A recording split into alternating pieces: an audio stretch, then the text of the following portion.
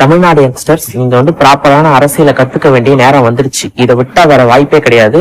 தமிழ்நாட்டுக்கு யார் எதிரின்றத நீங்க தெரிஞ்சுக்கிட்டே ஆகணும். ஏன்னா பழைய ஜெனரேஷன் முடிச்சு போச்சு. உங்க கையில் தான் எல்லாமே இருக்கு. இதை ஏன் இப்ப நான் சொல்றேன்னா, ஆம் ஆத்மின்னு ஒரு கட்சி இருக்கு. அந்த கட்சியில ராகவ் சந்தான்னு ஒரு ஆள் இருக்காரு. அந்த ஆள் 7 எம்பியை கூட சேர்த்துக்கிட்டு பிஜேபியில போய் சேர்ந்துட்டாரு. இது வரைக்கும் சிறுபான்மை இனத்துக்கு பாதுகாப்பு அப்படி இப்படின்னு பேசிட்டு இருந்தவர் இன்னைக்கு போய் ஆம் ஆத்மி கட்சியை விட்டு பிஜேபியில சேர்ந்துட்டாரு. சோ பிஜேபி என்ன தெரியுமா பண்றான்? ஐ எம் அன்ஸ்டாப்பபிள்னு காமிச்சிட்டு இருக்கான். என்ன எதுவுமே பண்ண முடியாது, நான் தான் அங்க நினைக்கிறதெல்லாம் பண்ண முடியும்ன்ற மாதிரி பிஜேபி காமிச்சிட்டு இருக்கான். தமிழ்நாட்டுக்கு ஒரு முக்கியமான எதிரினா அது பிஜேபி மட்டும்தான். எல்லா கட்சியுமே அதை சொல்லுவாங்க, அதிமுகவை தவிர. ஏன்னா அதிமுக அதுல கூட்டணியில இருக்காங்க. சோ பிஜேபியை பத்தி தயவு செஞ்சு போய் படிங்க. நீங்க இப்ப தமிழ்நாட்டு யங்ஸ்டர்ஸ் நிறைய பேர் இப்போ பொலிட்டிக்கல் அவேர்னஸ் வந்திருக்கு ஓரளவுக்கு. இந்த எலெக்ஷன்ல இன்ட்ரெஸ்ட் காட்டிருக்கீங்க.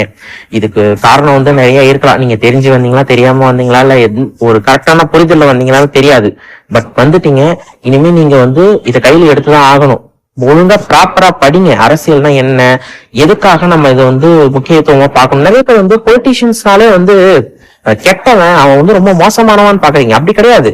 ஒரு விஷயத்துல அரசியல் பண்ணிட்டாங்கன்னு சொன்னா, அரசியல் பண்ணிட்டாங்கன்னா அது தப்புன்னு நினைக்கிறீங்க. அரசியல்னா இப்போ வேதியியல், புவியியல், இந்த மாதிரி அது ஒரு கவர்மெண்ட் நடத்துறதுக்கான ஒரு ஒரு ஒரு விஷயம், அவ்வளவுதான். அரசியல்ன்றது மோசமானது கிடையாது. பொலிட்டீஷியன்ஸ் எல்லாம் கெட்டவங்க கிடையாது. தயவு செஞ்சு நீங்க போயிட்டு அரசியலை பத்தி தெளிவா புரிஞ்சுக்க ஆரம்பிங்க. இதை விட்டா உங்களுக்கு வர டைம் கிடையாது. ரெண்டாவது விஷயம், இந்த டீலிமிட்டேஷன் ரீசெண்டா வந்துச்சு. சவுத் இந்தியா மொத்தமா ஒண்ணு சேர்ந்தாங்க. ஏன்னா சவுத் இந்தியாவுக்கான வாய்ஸே போயிடும்.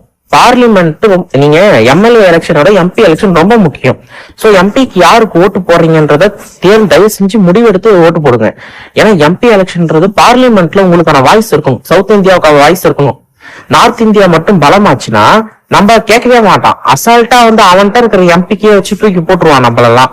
நமக்கான வாய்ஸ் அங்க இருக்காது. சோ தயவு செஞ்சு என்ன எம்பி எலெக்ஷன், எம்எல்ஏனா என்ன, எல்லாத்தையும் தெளிவா படிங்க. உட்காந்து ப்ராப்பரா யாருக்கு சப்போர்ட் பண்ணணும் பண்ணக்கூடாதுன்னு எல்லாத்தையும் தெளிவா புரிஞ்சுக்கோங்க. இப்போ ரீசெண்டா அந்த டீலிமிட்டேஷனுக்கு அப்பவே பாத்தீங்கன்னா எம்பி கனிமொழி அவங்க, அப்புறம் ஆர் ஆசா, இவங்களாம் பயங்கரமா பேசியிருப்பாங்க.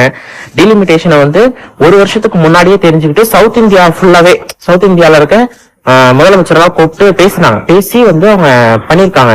ஸோ தயவு செஞ்சு என்ன நடக்குதுன்னு புரிஞ்சுக்கோங்கப்பா. நீங்க உள்ள வந்துட்டீங்க, ஓகேவா? யாரை பிடிச்சி வந்தீங்களோ பிடிக்காம வந்தீங்களோ தெரியல, உள்ள வந்துட்டீங்க. தயவு செஞ்சு எல்லாத்தையும் தெளிவா புரிஞ்சுக்கோங்க. பிஜேபிக்கு அகேன்ஸ்டா எவன் இருக்கிறானோ கண்ணை மூடிட்டு அவங்க போய் பின்னாடி நிடுங்க. வார்த்தைக்காக மட்டும் இல்ல, உண்மையாவே பிஜேபி கொள்கை ரீதியா எதிர்க்கும்.